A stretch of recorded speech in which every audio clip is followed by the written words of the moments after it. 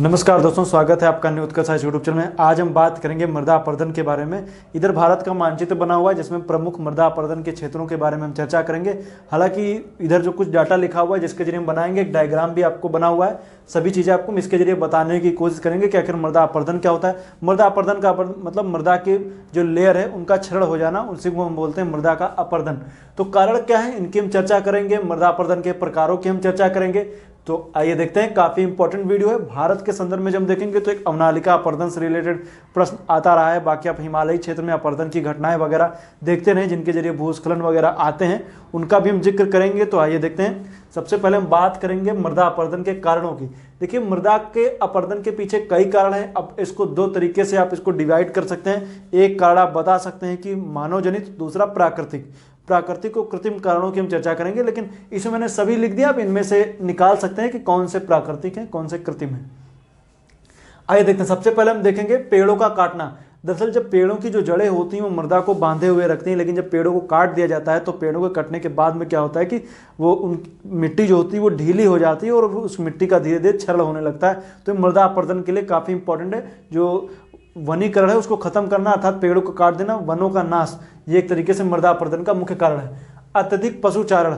अगर जो आप किसी मैदानी क्षेत्रों में जब आप देखेंगे तो वहाँ पर अगर जो अत्यधिक पशुचारण हो रहा है तो वहाँ पर भी मृदा अपरदन की समस्या ज़्यादा आएगी, घास वगैरह खत्म हो जाएगी। इस वजह से वहाँ पर देखने को मिलता है कि वहाँ पर अत्यधिक मृदा अपरदन की समस्याएं हमें देखने को मिलती हैं। पशुचारण का सेंस ये भी है, देखिए पशुओं को, पशुचारण का मतलब आप इसको दो तरीके से ले सकते हैं। एक तो आप जंगल की कटाई करके के उसमें हरी हरी जो भी चीज़ें उनको काट पीट के खिला दीजिए, या फिर दूसरी तरीके से जो घास है, घास को काट दिए, घास मर जाएगी। घास जब मरेगी तो उसकी सीधी बात है कि जो घास की जड़ें हैं वो ढीली पड़ जाएंगी और वो वहाँ पर धीरे धीरे अपरदन की स्थिति बन जाएगी। बारिश होगी, मिट्टी बहना शुरू हो जाएगी, तो उस वजह से अपरदन हो सकता है। तो अत्यधिक पशुचारण। फिर हम देखेंगे भूस्खलन, लैंडस्लाइड के बारे में।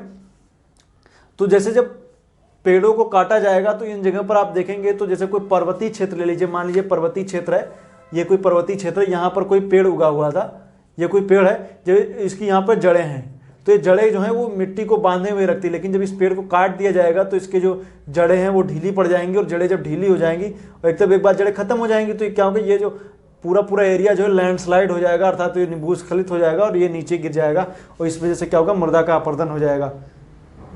तो इसको याद रखिएगा, भूस्खलन। इसके पीछे कई कारण हैं भूस्खलन के पीछे। भूस्खलन के ऊपर मैंने सेपरेट वीडियो बनाया है, आप लोग जा करके उसको देख लीजिएगा, तो आपको उसमें चीज़ें आपको समझ में आ जाएंगी कि आखिर भूस्खलन क्या होता है। तो आइए देखते हैं, भूस्खलन मैंने बता दिया। अब आइए देखते हैं झूम कृषि के बारे में। झूम कृषि क्या होती है उसके बारे में आइए देखते हैं।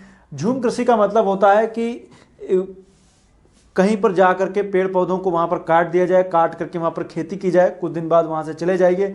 तो जैसे वो चलवासी कृषि का मतलब एक जगह पर जा करके वहाँ पर खेती की जाए, वनों को काट करके सफाई करके उस पर खेती कीजिए। खेती करने के बाद में फिर क्या कीजिए कि वहाँ पर एक वर्ष एक फसल तैयार हो गई, उसको काटे हुआ है, उसके बाद चले गए वहाँ पे। तो इससे क्या होगा कि वन कटते हैं, वनों का नाश होता है। वनों के पेड़ जितनी तेज़ी से कटते हैं उतनी तेज़ी से बढ़ते नहीं हैं। इस वजह से क्या होता है कि हमें देखने को मिलता है कि मृदा अपरदन की स्थिति बनती है। तो झूम कृषि भी जिम्मेदार है। तो आप देखेंगे तो आगे चल करके देखेंगे जलीय अपरदन।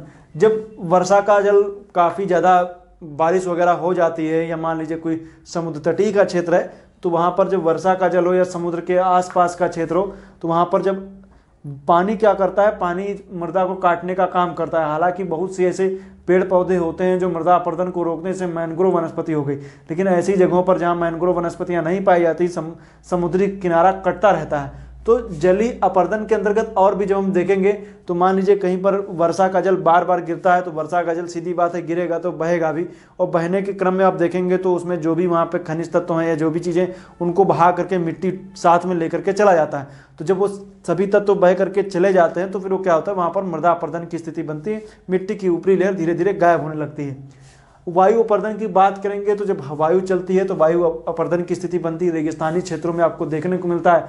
जैसे आप देखेंगे तो वहाँ पर बहुत सी ऐसी आकृतियाँ, यारडांग, जूजेन, ड्राइकार्टर और भी बहुत सारी ऐसी आकृतियाँ आपको देखने को मिलेंगी। बरखान वगैरह आपको देखेंगे, वायु अपरदन की स्थिति के तहत ये सब बनती हैं।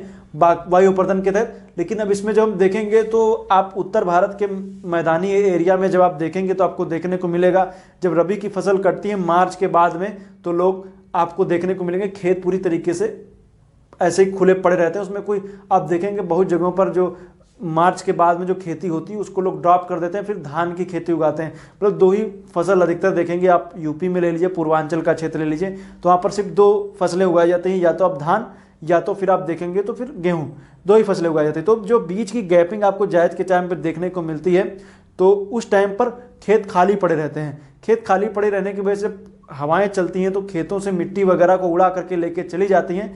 इस ऐसी स्थिति में भी जब आप देखेंगे तो वहाँ पर भी हमें देखने को मिलता है कि मृदा अपरदन की स्थिति बनती है। और जब हम देखेंगे तो हिमानी अपरदन, जब कहीं बर्फ़ पिघलती है, जमती है, बर्फ़ पिघलने के क्रम में जब बर्फ़ पिघलेगी तो जो ग्लेशियर जब खिसकते हैं तो उसके साथ में मलबा भी लेकर के आते हैं, अवशेष लेकर के चले आते हैं, मिट्टी भी खिसकती है। तो उसकी वजह से क्या होता है कि वहाँ पर जो मिट्टी खिसकती है, तो मिट्टी जब अपने साथ खिसकेगी तो मृदा अपरदन की स्थिति बनेगी, और जो उसका जमाव कहलाता है उसको हम बोलते हैं हिमोड। और जो टिलाइट शब्द भी है उसमें आप सुनते हैं, उसको भी आप याद रखेगा। तो हिमानी अपरदन के अंतर्गत, जैसे मान लीजिए आजकल के दौर में चल रहा है कि जलवायु परिवर्तन के संदर्भ में जो हम देखेंगे उसको जोड़ करके देखिए तो आपको ये देखने को मिलेगा कि जो ग्लेशियर हैं वो धीरे धीरे पिघल रहे। अलास्का हो गया, या फिर आप जितने भी आप उत्तरी क्षेत्रों में आप देखेंगे, आर्कटिक के आसपास के क्षेत्रों में, चाहे अलास्का लीजिए, कनाडा ले लीजिए, चाहे आप इधर रूस के क्षेत्रों में चले जाइए, या भारत के संदर्भ में ले लीजिए तो सियाचिन के आसपास के क्षेत्रों में जो आप देखेंगे तो ग्लेशियर पिघल रहे हैं। ये यूनिवर्सल ट्रूथ है और हर जगह पे आपको देखने को मिलता है।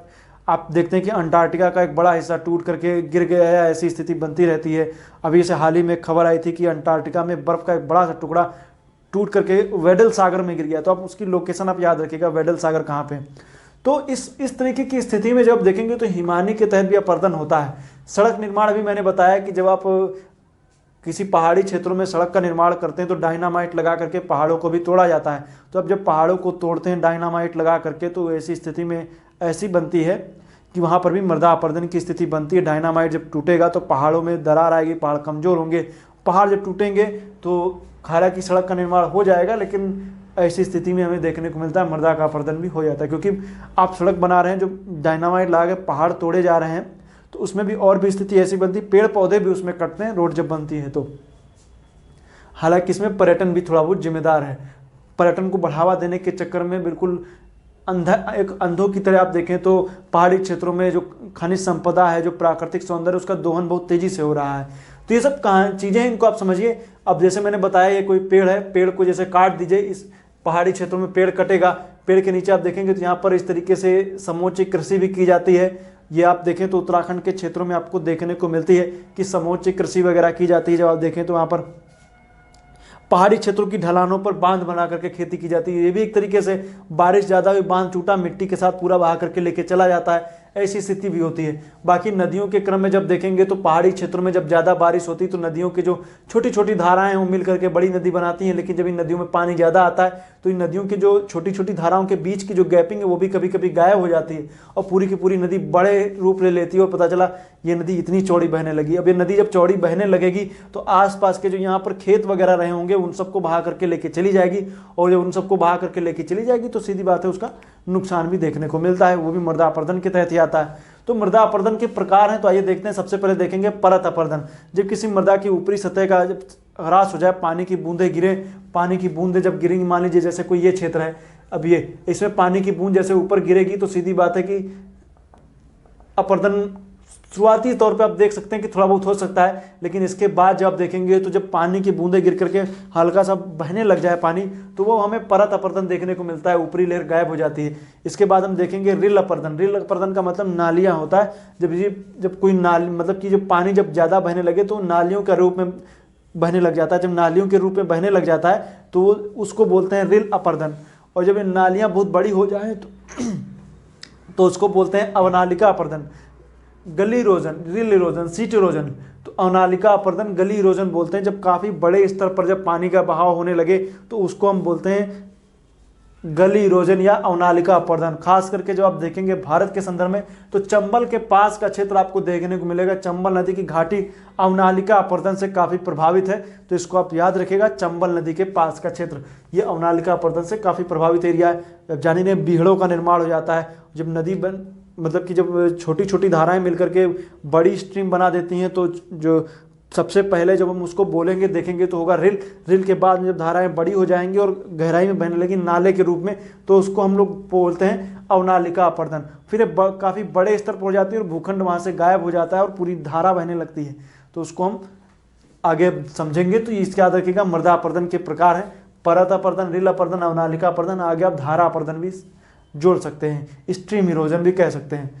तो इतने अपरदन हैं, इनको आप याद रखिएगा। भारत के संदर्भ में देखेंगे जैसे आप मैंने बताया है, तो जो पहाड़ियों के क्षेत्र में देखें तो आपको देखने को मिलेगा हिमानी अपरदन का क्षेत्र मुख्य रूप से यही क्षेत्र हो सकता है। यहाँ पर आपको देखने को मिलेगा, चाहे थोड़ा वो सिक्किम और ये आप देखेंगे तो ये वाला एरिया जो कह सकते हैं ये वाला एरिया पड़ेगा उत्तर पश्चिमी अरुणाचल प्रदेश के पास का क्षेत्र। बाकी आप देखेंगे सड़क निर्माण भी यहाँ पर भी आप ऐड कर सकते हैं। बाकी ऐसा नहीं कि मृदा के तौर पे भी अपरदन देखेंगे तो काली मृदा के संदर्भ में यहाँ पे अपरदन हो रहा है, लेटराइट के संदर्भ में यहाँ पे हो रहा है, थोड़ा बहुत लेटराइट यहाँ भी पाई जाती है, यहाँ भी हो रहा है, लाल मृदा का क्षेत्र ये वाले में हो रहा है। तो इन सबको आप याद रखिए, जलोढ़ का ये वाला क्षेत्र है। तो ऐसा नहीं कि किसी क्षेत्र में अपरदन नहीं हो रहा है, अपरदन लगभग हर क्षेत्र में हो रहा है।